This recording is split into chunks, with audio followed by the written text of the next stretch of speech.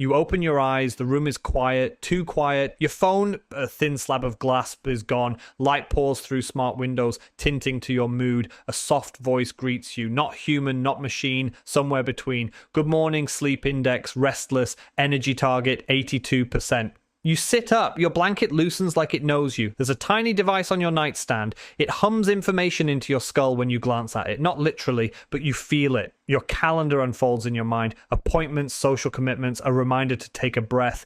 You reach for yesterday's habits. They don't fit anymore. The city rewrote itself while you slept. You are not the same person you were yesterday, and the world is asking you to decide who you'll be. Level 2, you step into the bathroom. A mirror doesn't just reflect, it frames possibilities. Your skin shows metrics, sleep debt, stress markers, vitamin D levels. A tiny suggestion, walk 6,000 steps today. Your shower morphs the water temperature to your mood. News streams across the glass, not headlines, context, short, sharp dossiers about the neighborhood, crime shifts, air quality, microclimate anomalies. Outside, the skyline glitters with vertical farms and wind harvest ribbons. Cars glide silently. Drones bank like gulls. Your building hums with purpose. Shared energy credits pulse through the lobby. Neighbors you've never met are growing your dinner. Choices cascade faster than you can chase them. You feel both liberated and small. Level 3.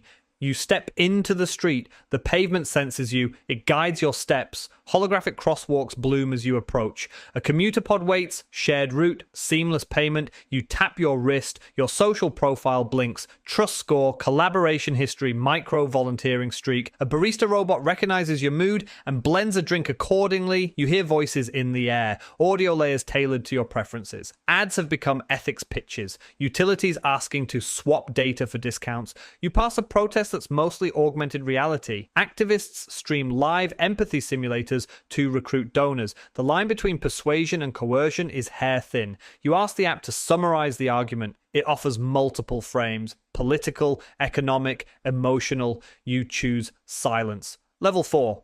Work is different. There is work and there is meaning. Most routine tasks are handled by cooperative AIs. Your job is to interpret nuance, to mediate, to decide. You hover between freelance nodes and micro collectives. A morning briefing arrives in pulse-sized updates. Your team is distributed across continents and time bubbles. A colleague in Nairobi sends you a voice clip. Laughter, then data. You solve a problem by sketching in AR. An AI simulates outcomes in seconds. You choose the path with the highest human benefit score. You earn credits in a mixed economy of reputation, tokens, and public stipend. Money still exists, but it's spread across systems. You log into a civic DAO to vote on neighborhood energy allocation. Your vote is small, but it matters because everyone's vote is small and small accumulates. Level 5 lunch is a conversation with a stranger over a living salad. Food is local, scaled, and engineered for health span. You learn flavors you never knew existed. A chip in your tongue can mute bitterness. You opt out.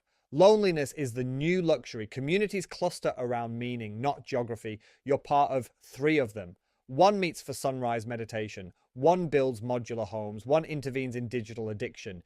You spend 20 minutes a day in guided presence. Your brain is different. You can feel the wiring. Memories are archived on private shards, retrievable but costly. You hesitate to offload pain. Pain keeps you honest.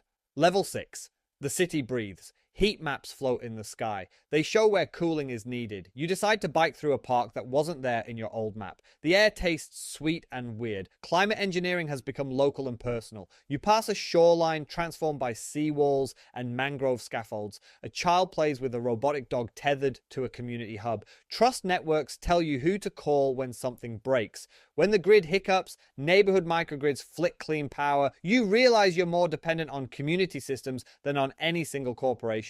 The question isn't survival, it's participation. Level 7 night falls fast. Your social feed compacts into story-length dreams. You get a notification, legacy checkpoint available, archive now. You scroll through a montage of your day, choices, conversations, small kindnesses. There's a prompt. What did you learn? You type how to listen, then delete. You sit on your balcony. The city is a constellation of deliberate lights. You feel the weight of future yous.